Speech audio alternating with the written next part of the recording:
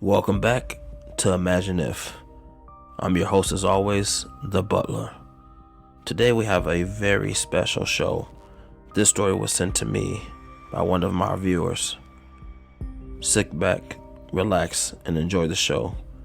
This story is deemed to be 100% real. The name of this story is My Daughter's Build-A-Bear. So I bought my daughter a Build-A-Bear for her second birthday.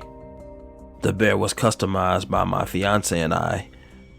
The recording that me and my wife put into the building bear read, "Daddy loves you very, very much." In addition, my fiance's voice said, "Mommy will always love you to the moon and back."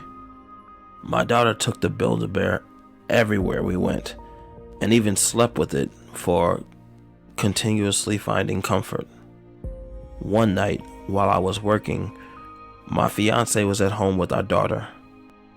It was roughly 3 a.m. when I got an alert on my phone that said I had a voicemail.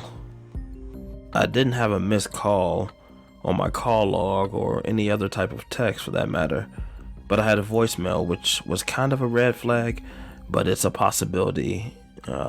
Maybe at some point I didn't have reception or something. I checked the voicemail out, and that's when it got pretty freaky. The recording was in a man's voice with a language in which I've never heard before. But the language itself seemed to be highly aggressive. I get home roughly 3:45 a.m., maybe closer to 4. And for the next 2 hours, my phone got over 15 voicemails. At first I thought it was just probably some type of prank of something. And then I got a knock on the door roughly 6 a.m. I had no idea. I had just laid down. I had no idea who could be knocking this early. I looked on my Ring doorbell app, and there was a man standing there with an extremely creepy mask. I asked him, "What do you want?" He didn't say anything. Just kept staring into the lens of the camera with these very creepy eyes. It looked like a mask, but they actually blinked. I told him if he didn't leave, I would call the police. And then he turned around and began to walk away. He then put his hands into his pockets. In his right hand, he pulled out a hammer. And in the left hand, he pulled out a nail. He got really close this time to the camera. His face was pressed up against the lens. He stood there for about maybe 15 seconds. Then he pressed the sharp end of the nail into the lens of my Ring doorbell, and he hammered the lens until I could not see anymore. He then began to turn the doorknob to enter the front door of the house. He was turning the doorknob very aggressively. As the doorknob was turning, I looked out the window, and the man was not there.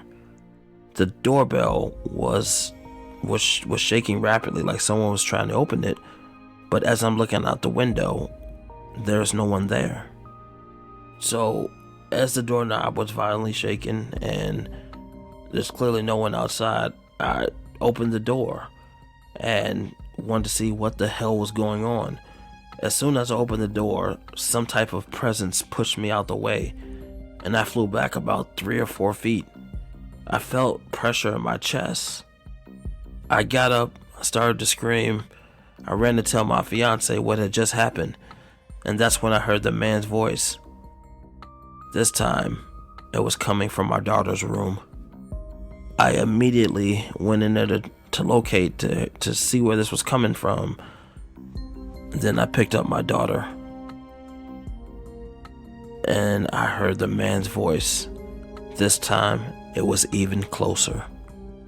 How did this man get into the house is what I thought first. And then I looked down into my daughter's crib, and the man's voice was being translated through my daughter's Build-A-Bear. Again, I had no idea what the voice was saying. we packed up just our essentials, maybe 2 or 3 bags, and we went to the hotel for the night. We had to get out of that house.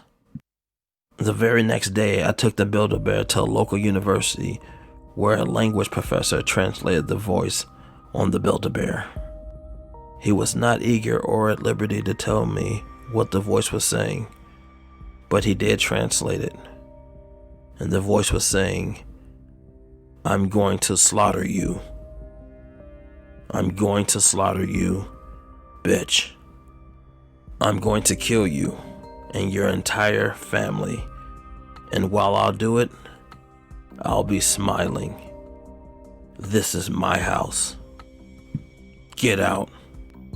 Get the hell out of my house, you son of a bitch." It chilled us to the core.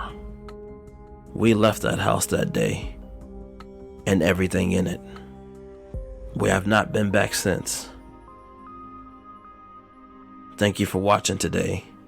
If you enjoyed the show, please comment down below, like the video, and don't forget to subscribe.